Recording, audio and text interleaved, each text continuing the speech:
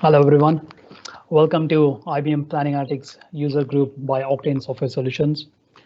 Thank you for attending. I hope you all are well and safe wherever you are. So before we kickstart this session, I would like to introduce myself. My name is Syed. I work for Octane as a managing consultant. I've been working for Octane Software Solutions since 2016, but with IBM Planning Analytics, I have been working since 2007. I'm a certified TM1/PA developer. I have led numerous large projects globally, being an architect. If you want to touch base with me in regards to this presentation or TM1, please get in touch with me. I have provided my email address at the last line of this slide. So for today's agenda, we will cover two main topics. But before that, we will touch base on Octane, who we are and what we do. And then straight away, we will jump into the two topics. The first one will be the sales dashboard, which we have deployed in one of the Australia's premium furniture retailer. And the second session will be on DataFusion, whereas DataFusion is a connector, which is used by many of our clients to connect your TM1 with other BI tools like PowerBI, Tableau and Qlik. And at the end of this, we will have a Q&A session. I believe you all can see a Q&A icon on the right side. So if you feel free to post any questions, I'll answer all your questions right at the end of these two sessions. So just about us, Octane, who we are a global IBM Gold partner. We are in many countries and we have about 6 offices globally. 2 are based in Australia and we have 4 offices in India. We are planning to open 2 more offices in Middle East and 1 in Fiji, but due to recent COVID, that is on hold for now. We have about 40 certified TM1 consultants and we have delivered more than 100 plus successful projects so far. And what we do, we provide end-to-end consulting, development, support, and training on IBM Planning Analytics suite, especially on TM1 and /Planning Analytics. We also have 24/7 support center in India, where we support our clients globally 24/7. Pretty much that center is working 365 days all year long.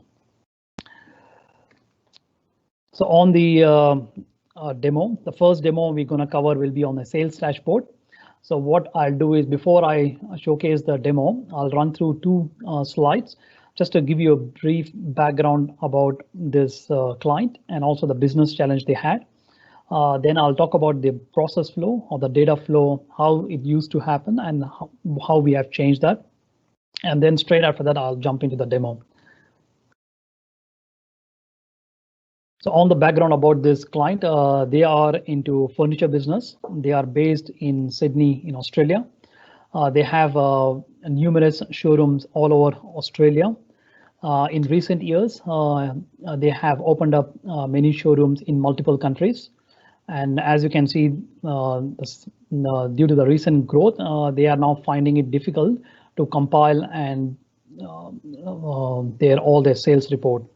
The business challenges they had was, as it was a global company running in multiple countries, they were finding it difficult to consolidate all the sales report, which was manual in nature. It required multiple resources for them to run all these reports and then combine into one. It was taking significant amount of time for them to collect all this and produce a report to the board. So I think, as you can see from this slide, the before and now data flow. So before, as you can see on the left side, they had their source system, which they were pulling out into CSV files. And then using that CSV file, they were compiling into an Excel report, which is basically using all these Excel formulas to combine all the numbers coming from different countries. And as you can see from the right side, where we still use their existing source system, but we pull that data into the TM1 cubes. And then from the TM1 cubes, we use these two tools or the front ends. One is for Planning Analytics Workspace, and the other one is Planning Analytics Excel.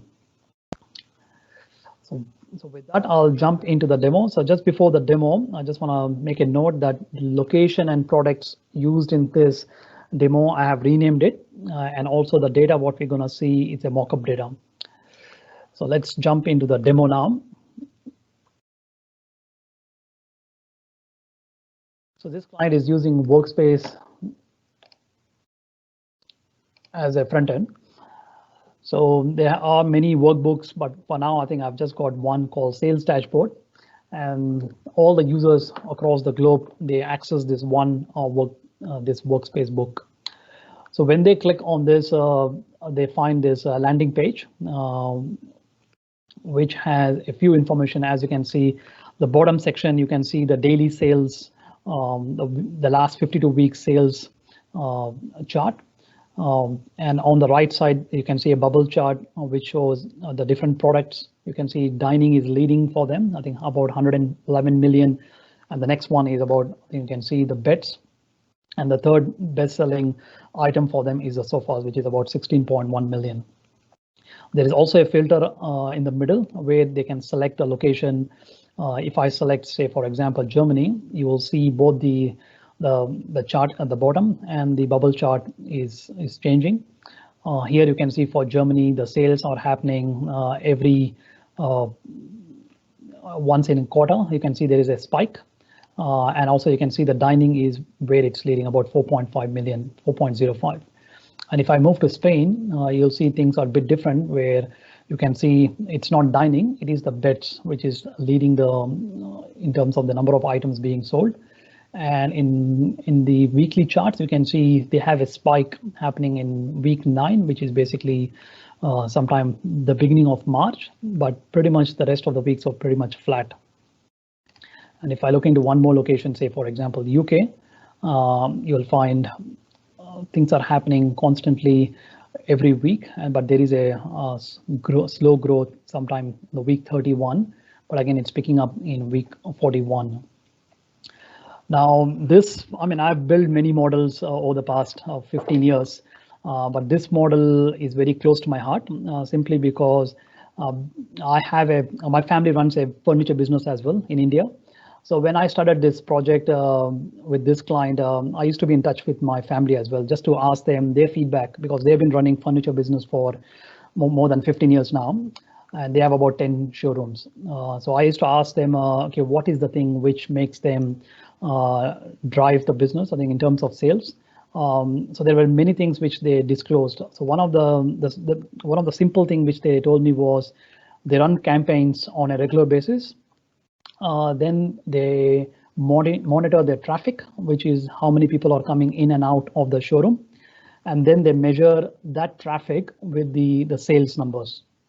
And then they see the campaigns, how the campaigns are being run.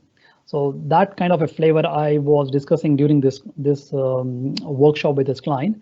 Pretty much, I think what we managed to get is the first thing is, okay, when you run your campaigns, you want to see the foot traffic of how many people are coming in and out. And then you want to measure that in terms of your sales dollars by location or by product, or even see by weekly sales trend. And then finally see how your campaigns are going week by week. So what we did was, when we discussed this, I think one of the things I asked them was, do they have the data of this foot traffic? And they did say yes. I think there is a database which is constantly getting updated when people move in and out of the showroom. So we managed to hook that into TM1, and we created a cube where we managed to get all the foot traffic information of people entering in and out of the showroom into TM1 cube. So that was the first step. And as you can see, when I click on that foot traffic, you will notice we have all the different cities which the showroom is in. And let's pick up one, and you can see the sales or the foot traffic of 2019 versus 2020 comparison. And then we also have the percentage up and down. I mean, up means the more number of people have come in, and negative means the less number of people have come in. And then you have week 22 and you have week 21, which is the last week. And you also have the week 22 YTD numbers as well. I'll just pick one city or one showroom, for example, which stands out is Belfast. So you can see here from this location, Belfast has an increase of probably 2.5 times more foot traffic compared to 2019. So last year it was about 457 people entered the showroom, whereas this year in week 22, there are about 1,126. So let's see, I think how does that relate to the sales numbers? Because of course the number of people entering the showroom has gone up. So does that relate to the sales number for Belfast? So if I go to the sales by location, and let's focus on the city Belfast, you can see that doesn't really happen, that if the number of people entering the showroom means the number of the dollar value will go up. So that's not the case. You can see clearly that the Belfast, even though the foot traffic was high, but the sales value has dropped significantly. I mean, you can see 63%. But whereas when I compare another city, say for example Birmingham, there was a 10% less number of people entered the showroom last week. But in terms of the sales, they have made a good sales of 156% compared to last year this time.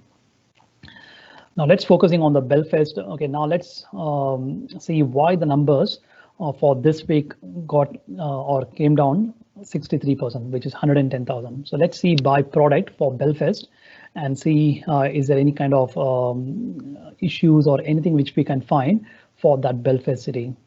So now I'll move on to the sales by product. And I have a few drop-down options to select from. So one of the things I have is the location. So I'll select location as Belfast. And then we have the same number, 110,000, which is what we see here as well. Right, now we are trying to drill down and see why there is a minus 63% for this city Belfast. You can see it has performed really well across the board for all the products except one, I think, which is making this big difference, which is basically in dining. So the dining has come down drastically from 279,000, and whereas this week it's only about 22,000. So again, the user has the option to select this plus and drill further down and see different dining products. So here we can see the dining has got size B, size D, rectangle, square.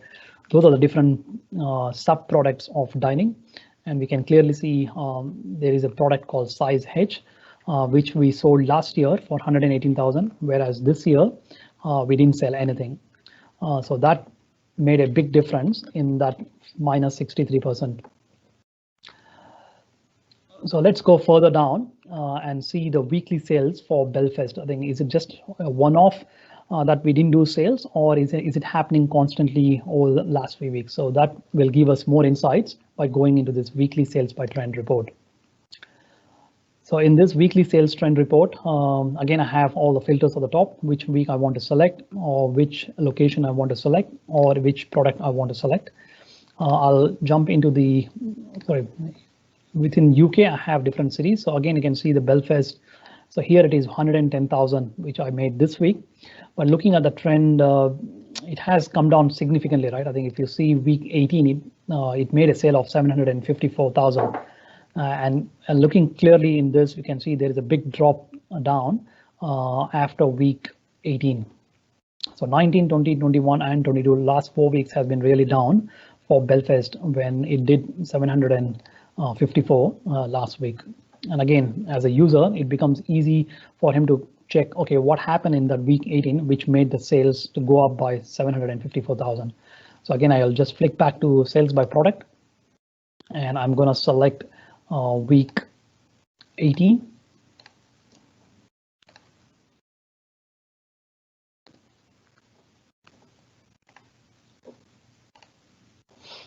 And you can see here 2019 we did 300,000, but we did really well compared to last year. And looking at these percentages, we can clearly see the big one is the bets. As we can see, so if I drill down into bets, you can see one of the bed category called Murphy. Last year we did $3,000, and whereas this time we did $300,000. And if I need it, I think I can even right click on that. I can click on drill, and I can drill into all the invoices, which makes up the 299,000. So it makes it easy to check all the products or the sub products, which makes up the 299,000. Now at this point, we're just playing around with these three reports: sales by location, sales by product, and weekly sales. Now let's compare the last part, which is basically sales by campaign. So when I click on that sales by campaign, I have a campaign going on for, these are the different campaigns I have, basically by seasons: summer, autumn, winter, and spring. And then we also have post sales as well. Let me jump into this post autumn sales for now. So I have all the locations for UK, and this is the total sales for 2020 and 2019. And then that is broken down into the campaign week 1, week 2, week 3, and week 4. Now, again, if you focus only on that city, which is Belfast, it has not done really well compared to last year. So 575 last year compared to 385. Now, but if you see week by week campaign, week by week, you can see Belfast has done well in terms of week 1. It has done really well in week 2. Week 3 was also good, 130,000 compared to 120, but where it dropped off is on week 4, where it made only 110,000 compared to 300,000. And we know the reason by looking at the sales by product why that was the case, because of the product dining. I think it was not able to sell compared to what it did last year. So here one report with all the filters on the top. The users can easily navigate and see how the campaign is going, and it has got all the breakdown by weeks. And if needed, as I mentioned, the user can right click and select drill and drill into the invoices as well. So once we delivered this piece, I think there were many more pieces we delivered, I think. So the next thing which this user, this client was asking was, okay, this is all looking good, but what they wanted to do is, if you look into the products, they had many attributes to this product, like product color, product range, the type. Now they want to slice and dice by different attributes of that product. Now, as we all know in TM1 world, once we develop a cube with certain number of dimensions, we cannot delete that. I think rather we just have to delete the cube and recreate for that extra dimensions to come in. Now, with the power of planning analytics and the feature which we have called hierarchies or virtual dimensions, we managed to get this requirement fairly very quickly without interrupting the initial build of the cube. That is where probably I'll be focusing on my next few minutes. So we gave them this ad hoc reporting environment where the user can go and create their own reports. So I'll just go to the cubes or the sales cube, and probably I'll show you the dimensions, what this cube is made up of. Say, for example, this cube has the version, currency, location, a few dimensions, like about close to 7 or 8 dimensions. Now, what was the requirement was, is it possible to have about 10 or 15 attributes of the product? And how we managed to get it is we managed to get that using this hierarchies or virtual dimensions.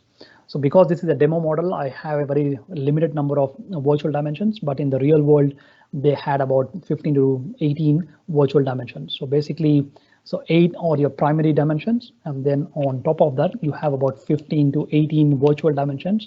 So in total, they had about 25 to 28 dimensions to play around and slice and dice the cube. So let me open this one of the views, say for example, default view. And here we can see for the month of July 2019, we made a sale of say 21.3 million. Now, if I want to slice and dice this number, yep, I do have all these primary dimensions which I can bring on the bottom or the top. I can play around with this, but I have the flexibility now to use this virtual dimensions. And say, for example, if I bring in material type, I can quickly drag this, bring it in here, the same number 21.3 million. Now we can see that in material type, which is, for example, fabric is 6 million and leather is 6 million. There is unknown material 8 million sitting in there. If I bring in the product range, now this is another attribute of the product. Now I have two attributes of the product dimension. Maybe I'll just bring it in here.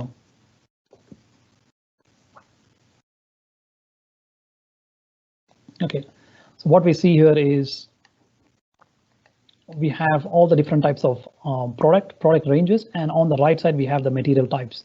So now the user is able to quickly slice and dice, not just with those 8 dimensions. Now they have the flexibility to bring in this additional virtual dimensions and then slice and dice using those. I think one thing which stand out for me when I was doing this virtual dimension is probably the next thing what I'm going to show. Let me bring the same the default view, and let me get this. And let me pick a month, the recent month. Let's say I'm going to pick the month of May. Okay, and then I'll bring all the leaf level nodes of that month, which will basically give me all the dates within May.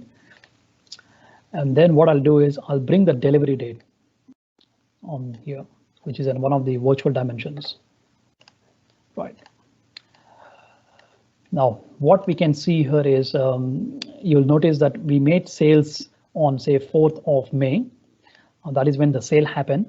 But the actual delivery of the payment from the customer came through in, some came through in June, some came through in July.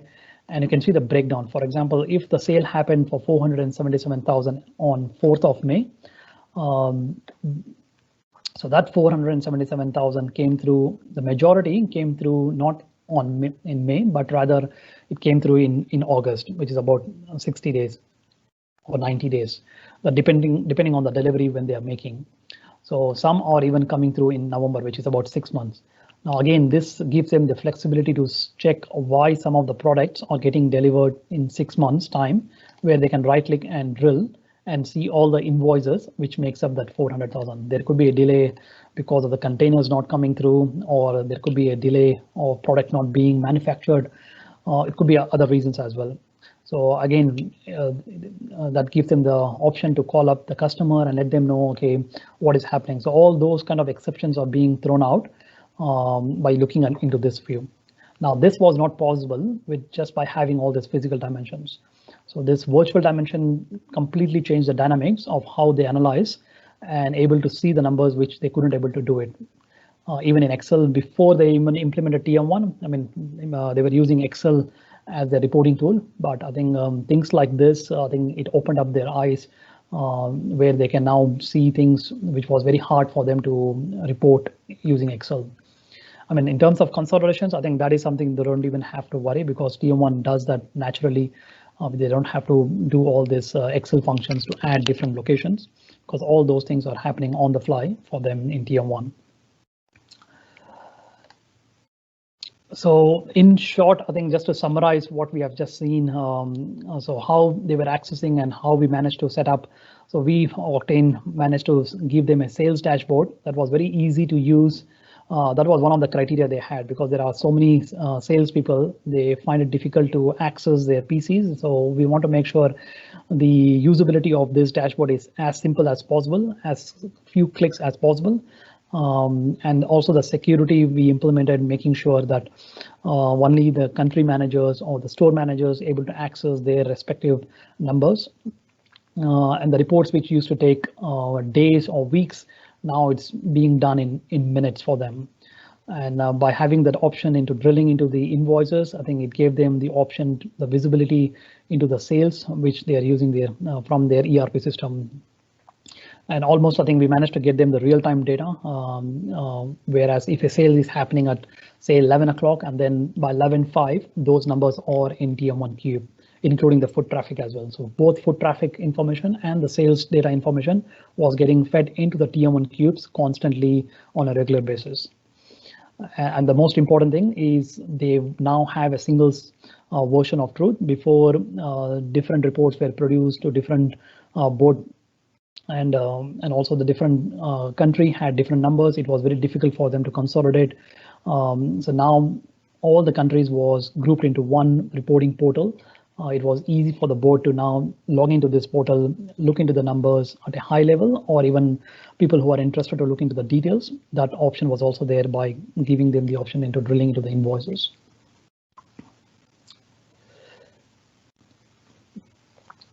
So that was my first demo session in regards to the sales dashboard, how this company is using IBM Planning Analytics workspace in terms of viewing their sales numbers on a day-to-day basis.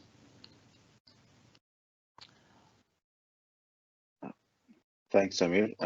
Just a note for the audience. If there are any questions, this is a good time for you to use the question widget. This is a live event, so all question and answers will be taken at the end of the event. So kindly don't shy away from dropping a question, and we'll get back to you at the end of the session. Thank you. Thanks, Pradesh.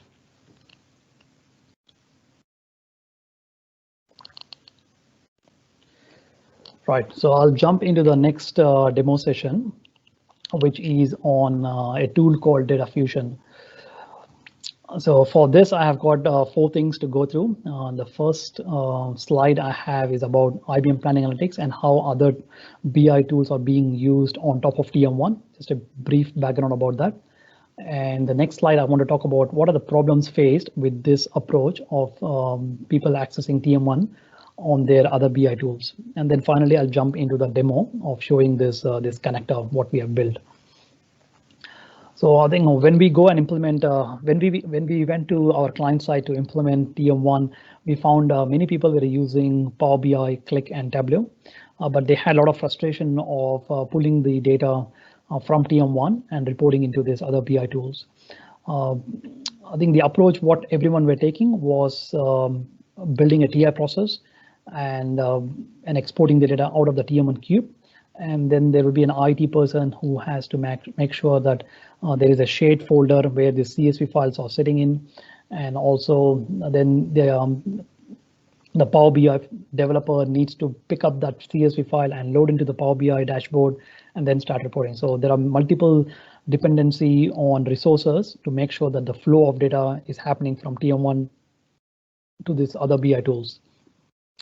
But the problem faced with this approach of doing it manually is, as I mentioned, it is labor intensive. I think there is a lot of dependency on the resource who is building this TI process to export into CSV file, and also at the same time there is another resource from IT who has to manage this CSV file as well. So the approach is manual in nature.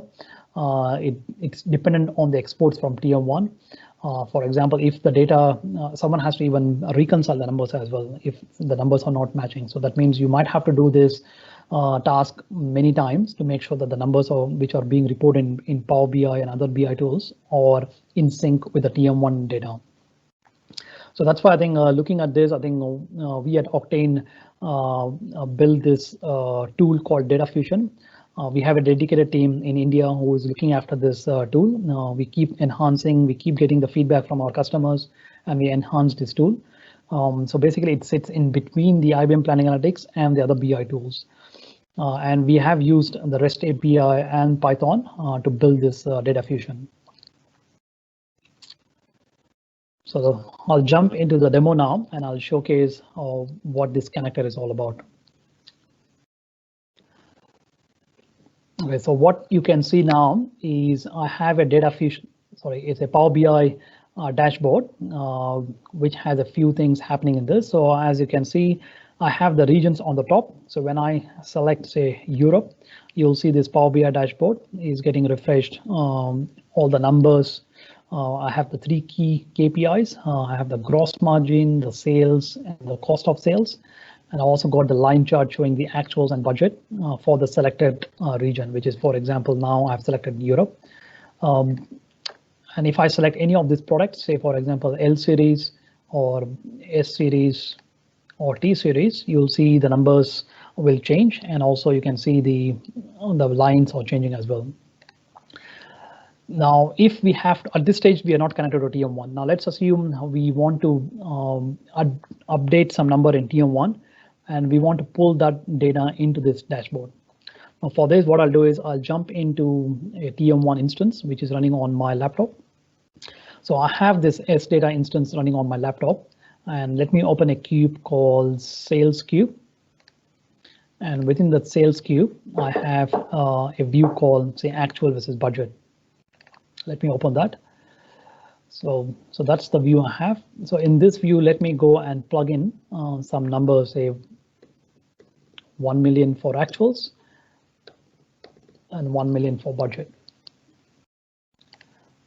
Okay, so now I have keyed in 2 cells within this TM1 cube view called sales cube. Now, when I come back to this dashboard, there are a few options here. One is you can right click and click on refresh. This is an ad hoc refresh, or we can even schedule this report and make sure that at certain given time, the report gets refreshed automatically. But for the purpose of this demo, I'll just click on this refresh data. So when the user clicks on this refresh data, you can see at this point, it is trying to make a connection. So this is where the DataFusion comes into the picture, where it's connecting Power BI with the TM1 instance. And you can see the 36.9 million has become 37.9 million. So instantly the data from the cube has come into the Power BI dashboard. Now at this point, as you can see, there was no CSV files or no kind of shared folder where the user has to drop that, nothing. It's all happening seemingly without any intervention between of any resources. Now, one more thing probably I want to show here is not only the data changes, but even if, say, any new elements or any new regions are coming through, even that gets refreshed into this Power BI dashboard using the DataFusion connector. So for this, probably what I'll do is I'll try to add a new element. So at this point, you can see I have 2 regions called Europe and Americas, which is what being displayed on the dashboard. Let me add one more, a region called Asia. So Asia. And underneath Asia, let me add an element called India. Okay, I'm going to save this dimension. This is the region dimension in the S data instance of TM1. I'll save this. Now let me double click and just quickly see if it is there. Yep, we have the Asia. Now when I come back to this Power BI dashboard and click on this region data set, I click on this refresh data, and again it's the connector will pull the data. You can see the Asia has come through in this. Now only the element has been added, not the data set has gone in. So when I click on that Asia, because there is no data, you will not see any values. But let's assume the data has come through, you will see that data as well. Both the data and the dimensions, whether it's a N level or a C level, can be brought into Power BI using this DataFusion connector. Now, what I'll do next is I'll just go through some of the backend components or the setup which is used for this Power BI. Sorry, for this DataFusion. Okay, so the setup is very easy to do. I think all we need is this exe file to be double clicked. No software needs to be installed. Other software needs to be installed. All a user needs to do is just simply double click on this exe file, and when they double click, this connector page will open up. So as a user, they can set up the basic steps. I think maybe I'll just go through one by one. For example, the server I have is this, which is my laptop. The port number is 8010. I've got the username and password for this instance, which is the S data.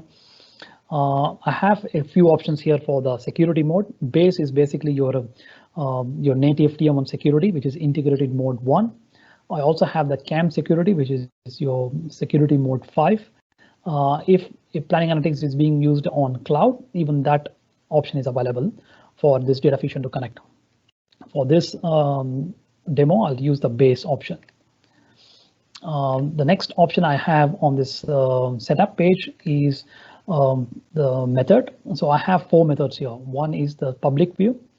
I have the private view. I can pull some MDX statements, or I can bring in some dimension hierarchies as well. Again, for the purpose of this demo, I'll just select the view.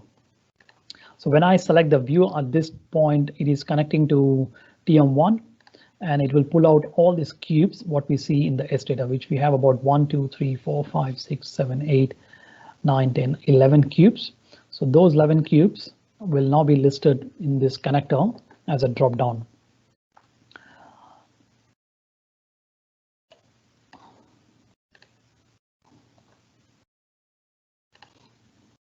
So when I selected the public view, you can see the connector has pulled all the cube from the S data instance. Now let me select sales cube. Now when I select sales cube, again it's going to go back to S data instance, and it's going to pull all the views. Again, there are about 10 views here. It's going to pull all those views into this setup page. So it's still loading.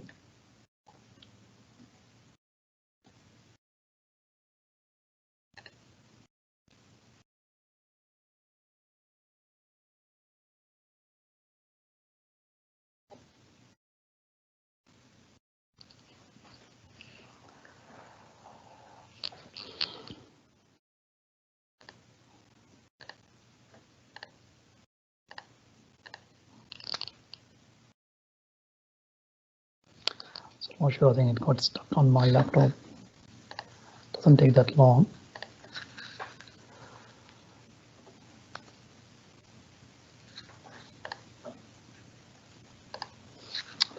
I'll just refresh one second.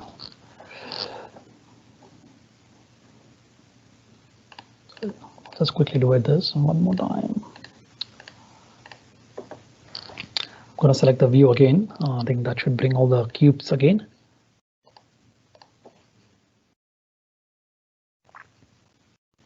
Okay, as it's still loading, I think so once the drop down comes out to select the different views, I think then we will also have the option to select whether we want to use this for the Power BI. Okay, let me just go through that. Select the sales cube, and okay, so once we select the view, the next option we will have is whether we want to apply the suppress 0, yes or no. And then we will also have the attributes of each of the dimensions to be, we can make selection because we have about 7 dimensions in that cube, sales cube, and we can select for each one of those, we can select the attributes as well. So once we make that selection, the final option, sort of the next option we'll have is whether we want to use this DataFusion for Power BI or Qlik, or we want to use this for Tableau. So those are the 3 tools currently we have. So once the user makes the selection, the last step he has to do is click on this get link. When they click on this get link, their link will be populated here. So that link is encrypted with all the options what the user has selected, including their credentials as well. So all that will be encrypted in this link. So I think it's still loading in, but anyway, so that when the link is available, we simply have to copy that link and go back to the Power BI. Sorry, not sure what happened there. So once we get that link from the connector, we come into this Power BI dashboard. We click on this get data, click on this web, and we paste this URL from the DataFusion connector into this option. We click OK, and all we see is all these tables populating into this Power BI dashboard. And from that point, I think it's all about the Power BI dashboard, Power BI developer who has a skill set to build a dashboard something like this by dragging and dropping objects from the Power BI and linking this with this. And once this dashboard is set up, I think any updates happening in the cube, whether it could be data or it could be dimensions, this connector will bring all that on an ad hoc basis if needed, or it could be scheduled to bring that information into the dashboard. Now, this DataFusion connector will respect the security. If, for example, the user has option only to see for example, the Europe when they select the dropdown, I think they will only have the option for Europe. So it will completely respect the security of TM1 so that it doesn't show the things which the user shouldn't be seeing. So once the tables are in, I think there is a one-off exercise where the user has to link this Basically, that's my data set, which has sitting in all the sales data cube, and these are my dimensions. So this is again one more one-off task which the user has to do. But again, it has got nothing to do with the DataFusion. It's just a Power BI, the way the dashboard needs to be built with Power BI, where you link the main sales, the data set with the dimensions.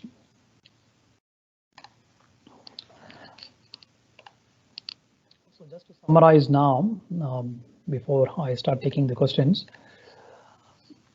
So as you can see, by using this DataFusion, the data which we get from TM1 into Power BI is almost real time.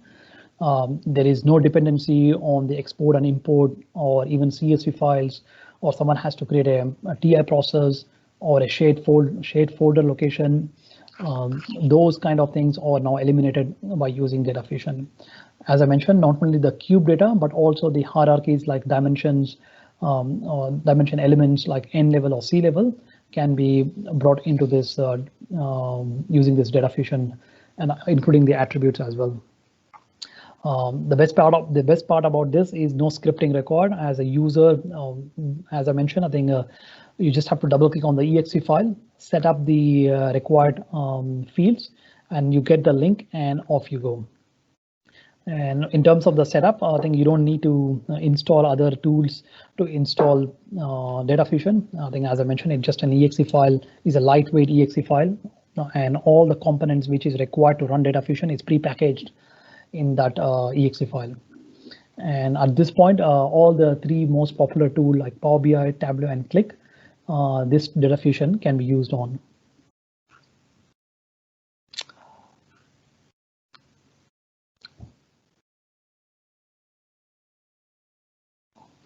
Okay, I'll take a few questions which has come through from a few users. I can see plenty of questions have come through. I think the first question I can see here is, does DataFusion use its own database to store? I think to answer that, probably I'll go back to the Power BI dashboard, and I'll show. So when we click on this, right click and click on this refresh. So what happens is the DataFusion connects to TM1, pulls all the data from the cube, and it stores in these tables, which is basically here. So this is a normal behavior of Power BI. Even if you use a CSV file, you try to pull that data into this Power BI dashboard, it will first store within the Power BI. So that's exactly the same concept is being used for this as well. When I bring the sales data, or when I try to bring even the regions as well, right? You can see all the regions, the N level element, the parent, the grandparent, and the great grandparent. All those are brought as a table. So that's why once all this information, for example, month or the account, once all this information are sitting in the tables, the next step, which is a one-off activity, is making sure the links are being placed. So to answer that, DataFusion doesn't use its own database, but rather it uses Power BI to store all that information. I've got one more question. Any other software is used to install to run DataFusion? I think, as I mentioned, I think yes, we don't need any other software. It's just a small exe file. You double click, and as soon as you double click, this connector page will open up, and the user will fill up this form and click on this get link, and then off you go. That's it.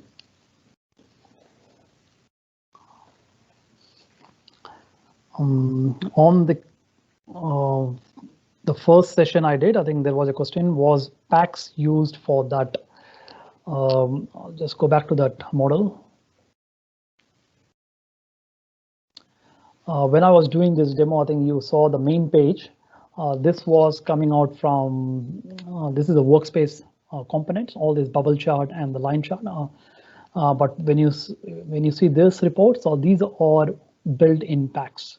So all the sales by location, sales by product, weekly sales report. So all these were built using packs, and that got pushed into the workspace. So as we know, workspace can also bring all these Excel reports. We can integrate with the Excel reports as well.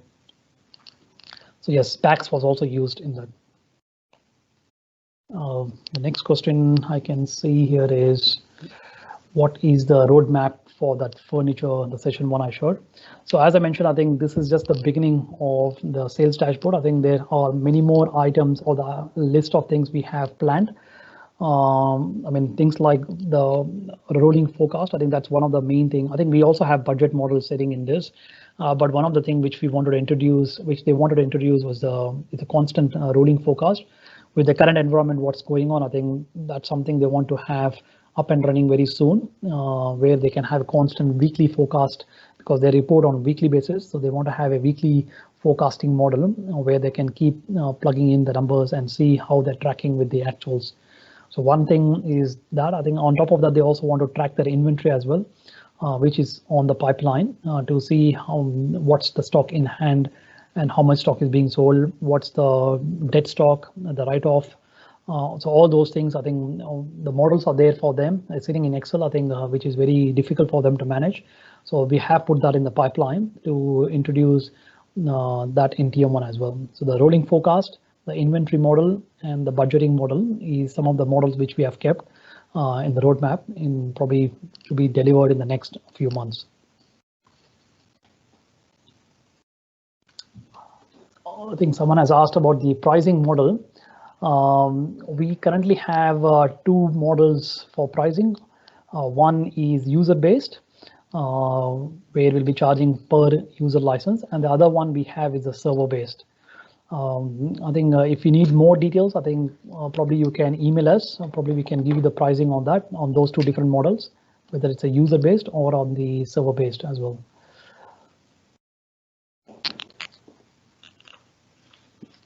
You know, in terms of the starting amount, if I have to give a rough amount, I think it starts from around $2,500 Aussie dollars for pre-prod.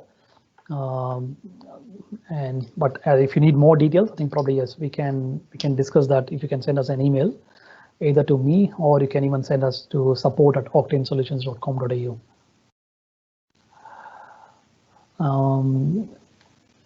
I think I can see. Yep, I think those are the questions I can see.